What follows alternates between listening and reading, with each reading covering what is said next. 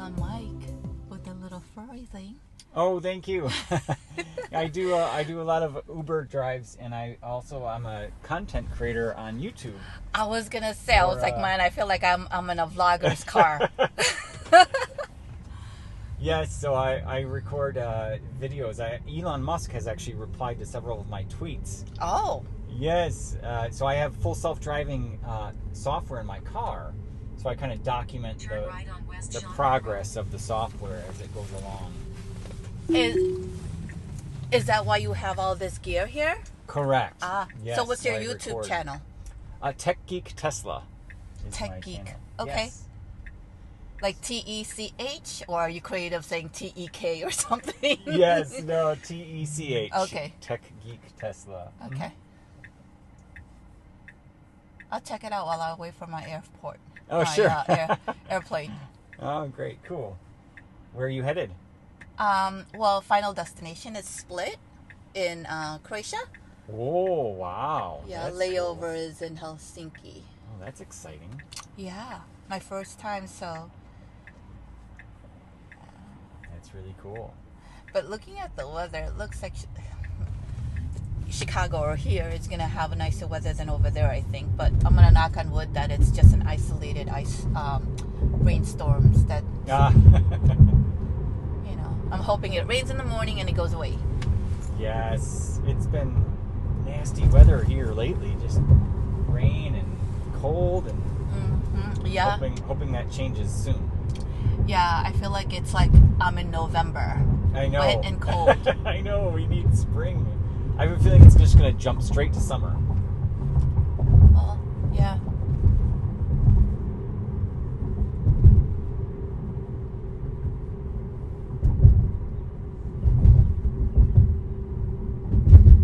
So is it self-driving now, or are you driving?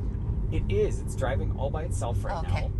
So this little blue line tells you kind of the path that it's going to take. Oh, okay. And then sometimes it will change direction depending. So it'll actually change lanes all by itself.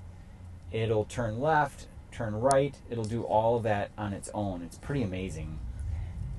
I've been using it since October 24th, 2021. Okay. So about a year and a half of testing. And it's been fascinating because you get to see it as it progresses, as it gets better over time. I just realized that the roof is all glass, tempered glass probably. Yes, it is. Yes, it's UV coated. It's what model is this? This is the entry-level Model 3. My brother-in-law has an entry-level Model 3. It doesn't look like this. Oh, really? Doesn't feel like it either. Oh, He definitely doesn't have this glass roof, I don't think. Or is this optional? Or is everything kind of like the same? It should be the same. Oh, no, he doesn't have a glass. Oh, then it's probably the S then. Okay. That would be my guess. I think the Model Y and the Model X and the Model 3 have the glass roof. Yeah, it's nice. The back seats, they come down. You can lie down and stare up at the sky. So it's a really great car to take out for camping. Yeah, I like it because it has a very roomy headspace. Yes. One of my favorite things, the thing that sold me for this car was this simplistic, minimalist interior. Because a lot of cars, you just have so many buttons and so many things going on. It adds stress and anxiety. Aren't you afraid of like electrical, like cross wiring or something like that? That something might just fault, like and then next thing you know, it doesn't work. You mean like for the battery, or you anything. mean electrically? Because everything is just electric, right? Yeah, that does concern me a little bit. Like if one thing goes wrong, then you can't really fix it because it's so electric, right? Yeah, if you you have to break into the body and try to figure out which wire it's. Yes, you kind of become dependent on service then. Right. It's definitely less mechanical than other cars. The maintenance is what really grabbed me as well. Is you don't pay very much. Oh no. No, because there's so much fewer moving parts. So the total cost of ownership over a long period of time goes down significantly. Oh, okay. So I would equate this. I'm planning on driving this for the rest of my life. The drivetrain has a it's rated for 1 million miles. If you can believe it. Yes. So what about, okay, maybe I'm prying too much here. What about electricity costs? Like, is it obviously it's way cheaper than gas? Mm-hmm. Yes, it is. Is it a lot cheaper? It is a lot cheaper. Yes, you save a ton of money on electric on the cost for fuel. So this is interesting. There's a police coming up here. No, what they do is they block off this area to allow the people from the other traffic to kind of get out. If not, they'll always be stuck in there. Oh, is this a church or a school? I think this one's a school. Oh, interesting. Yeah. Huh, must be some event going on. But yeah, no, I mean, so for the past 1 year, I've paid $894 in electricity.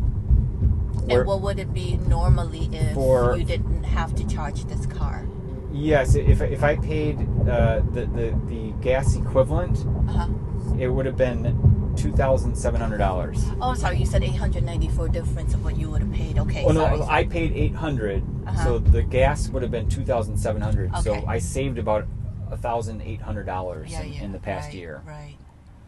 Wow. So yeah, you take that into account, as well as the maintenance costs. Like there's no oil to replace. Right. My brake pads are pretty much brand new because every time the car slows down, the energy goes back into the battery. Okay. So rather than being lost to heat through the brakes, it goes right back into the battery. So I almost never use my brakes. Okay. But yeah, and then besides that, it's just a fun car to drive. It's got really great acceleration. It sure does. The audio system in here is amazing.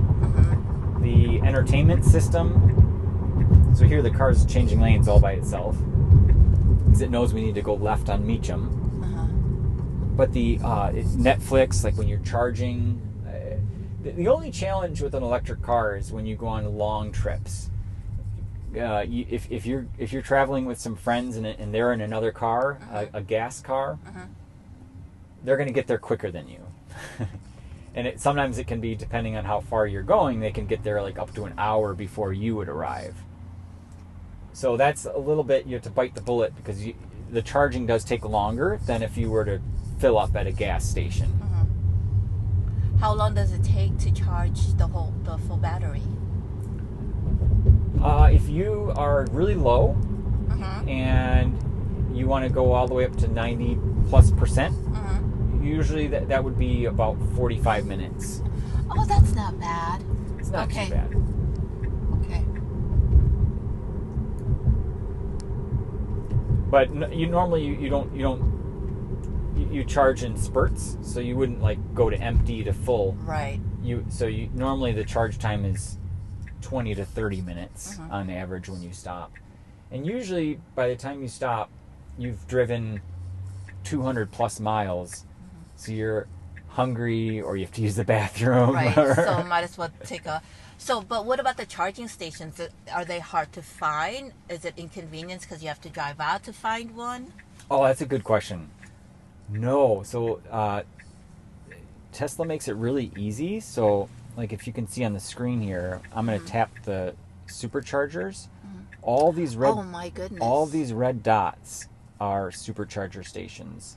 Wow. And they go across the whole country. So wow. And then you see the numbers on there. That tells you how many charging spots are available. Isn't that amazing? How they have such a large footprint of charging stations, probably put in before Tesla, these cars were rolled out. And no one probably knew what the heck it was. Right. They're probably like, what are these things that they're trying to put up? Right. They've been building over time. Right. Yes, they keep adding them. In anticipation of rolling out this car. Right. So my parents, they live in Michigan. It's a 2.5 hour drive to get there. And previously, when I would go there, my battery would be around 20%. And I'd have to charge by plugging in when I'm in their garage. So you can plug into 230 volt or 120 volt AC. Well, they didn't have 230 volt in their garage. So I would plug in over 120 volts, so I'd get about 12 amps. And what happens then is, for every hour that you're plugged in, you can charge 5 miles. That's it. Whereas if you have 230 volt up to, let's just say, 32 amps, you'd get 30 miles for every hour that you're plugged in. So it really depends on the charger that you have. But so because I'd have to plug into 120 volts, it would take 48 hours to get back to full, so I could go back. Well, sometimes I wouldn't be there for a full 2 days. I'd just go for the weekend. So it was always kind of a pain. But, and that was when I bought the car in 2019, that was the situation. In 2020, late 2020, they built a supercharger station in my parents' hometown. Oh, okay. So now I can just like go across the street basically and charge. Right. It's really convenient. Right.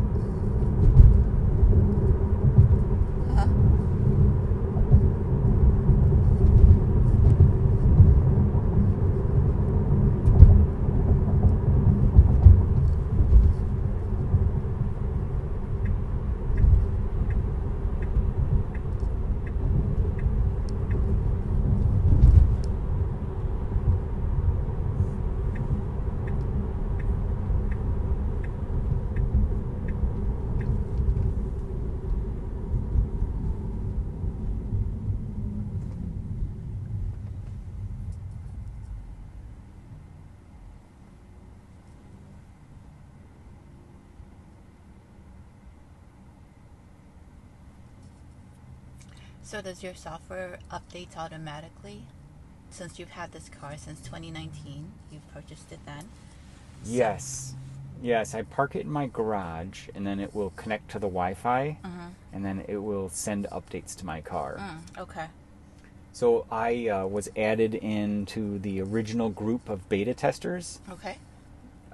For anyone that purchases this self-driving package, you have to opt in to become a beta tester. And when I started the program, you had to qualify even after you purchased it. So I had to go through a safety score evaluation where they basically evaluated if I was a safe driver or not. And that was a little bit irritating because if somebody cuts in front of you, they ding you. They say, "Oh, your score goes down," even though it had nothing to do with you. So that was really annoying. Wow, it's amazing how they can just download your data on your driving. Yes, it is. And there's like 35 and probably gigabytes can simulate exactly plus. like everything you did that day. Right. It's a bit scary. It is. They have 8 cameras on these cars. There's 3 in the front here. There's 2 on each side. So that's 3, 4, 5, 6, 7, and then 1 in the back of the car. Right. And then with all 8 cameras, they're able to figure out where the lines are, where the other traffic is. So like this. Yeah, what I see there. Pretty amazing how much you can see. Now I'm in control, so even though the car is driving itself, I can take over at any moment to do whatever I need to do. Now here's going to get onto the highway all on its own, and sometimes the challenge here is speeding up. It doesn't go fast enough to merge. So to make sure it goes fast enough, because of course no one drives the speed limit in Chicago. Right. I just take this little scroll wheel here and I scroll up. So you can see my max speed changing to 70 now. Oh, okay. So I'm going to do that to kind of match the speed with everybody else.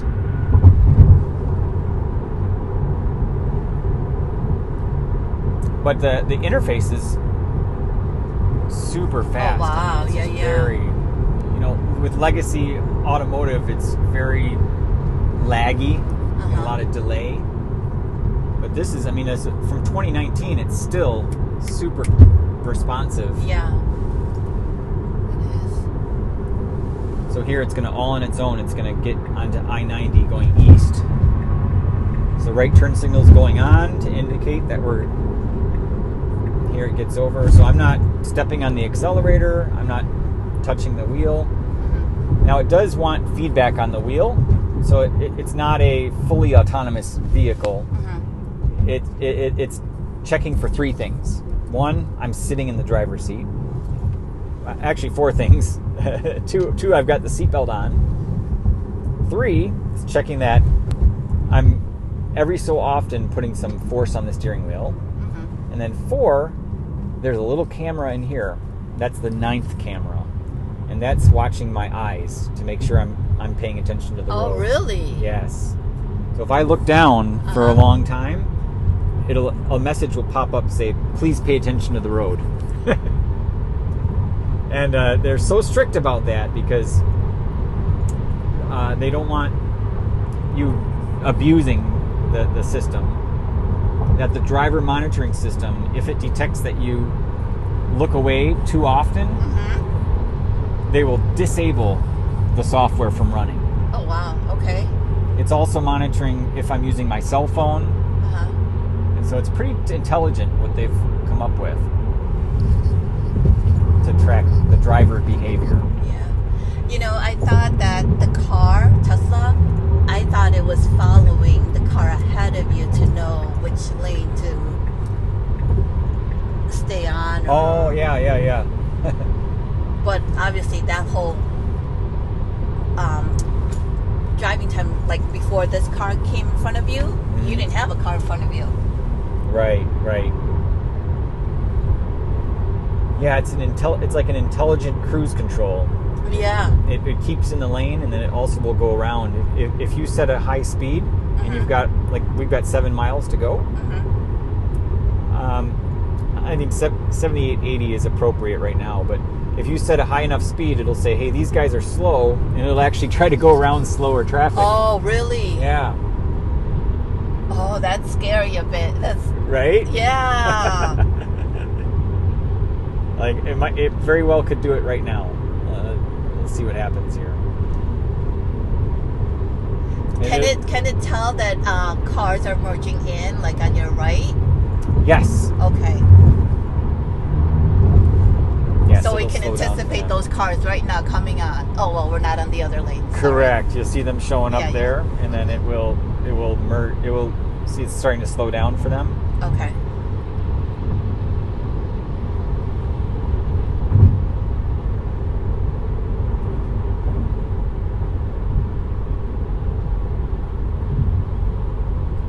So they previously they had 2 softwares. One was a software designed specifically for highway driving, and then another was designed specifically for city street driving.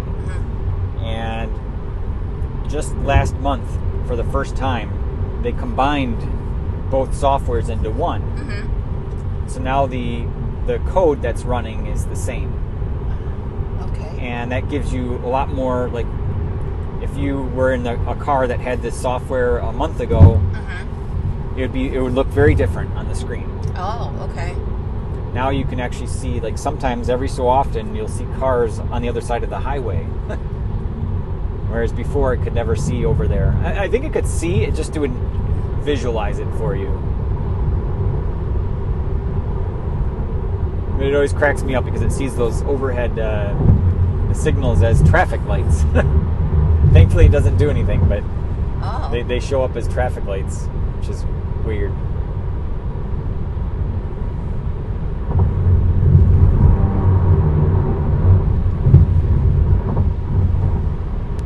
It's amazing how much we've come.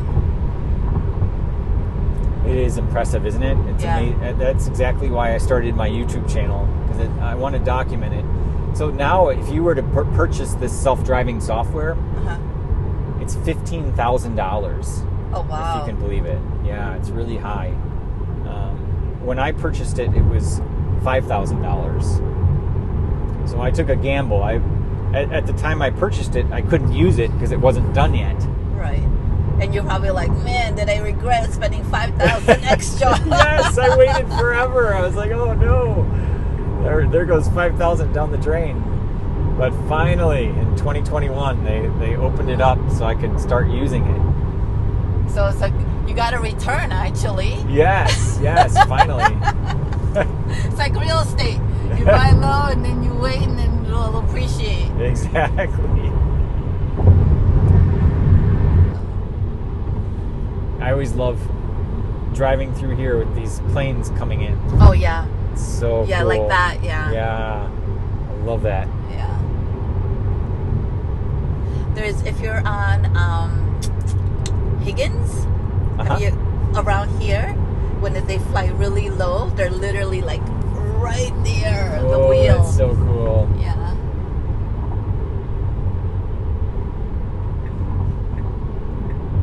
I went on a cruise in the Caribbean, and I can't remember the name of the place, but there's an island where the planes come really low. I love that island. That's my favorite island. Yeah? St. Martin's. Yes, St. Martin. Yes. Yes. I was there. It was so cool. Yes. And the beach is, I was going to say Maho, but that's in, oh my God, it's the tip of my tongue. But yes, my friend, I love St. Martin. It's one of my favorite Caribbean islands. Because it's both like the Dutch and the French side. The Dutch side is more of a party town. The French side is more calm and serene. Maho Beach. It is Maho Beach. Yes. That's where the airplane is at. And so I, went there with my friend. And so June was like, well, I want to try to. Oh, look, it didn't know. Yeah, it messed that up. Yeah. Missed exit. So you can provide feedback when it makes mistakes like that. So every so often it will. Were you waiting for it to adjust? I was giving it a chance to figure it out, but it didn't figure it out, so I had to take over there. Wow. Yeah, it's not perfect. That's why it's in beta. So, and as you could see, I could provide some feedback, so it knows the beta team in California. They'll get that message and evaluate. It amazes me how so many cars here wait. I know, right? They're all rideshare, I think. Is it rideshare? Yeah, and they're not allowed to go past a certain point, because otherwise the app won't let you pick people up. Oh, I thought it was regular people picking up their family members or something. I think most of those are rideshare people. Oh. So going back to Maho Beach, so my friend, because you know how they stand by the gate for one of the planes to. Do you know that? Like when you're at the Maho Beach in St. Martin, where the plane go really near the beach, right? Yes. Well, you can also stand by the gate where they take off. So the engine... Yes, that was the best part. Yeah. Landing was okay, but the takeoff was... Yeah. I mean, it was like blowing people away. Yeah, and so you have, mid-sized planes, and you have those big 737 planes, right?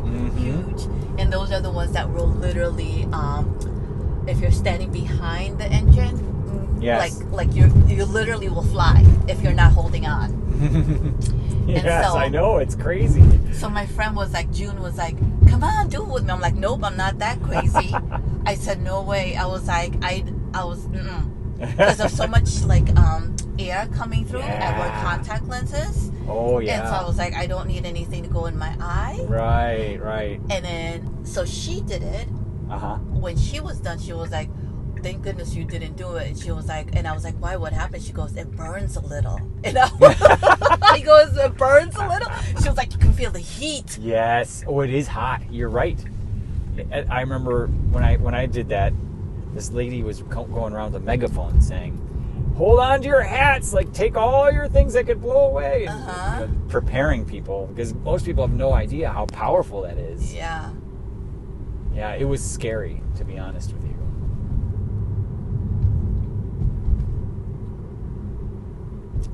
Terminal 5. Okay, it's going there. I dialed in O'Hare, and it somehow knows that we're going to Terminal 5.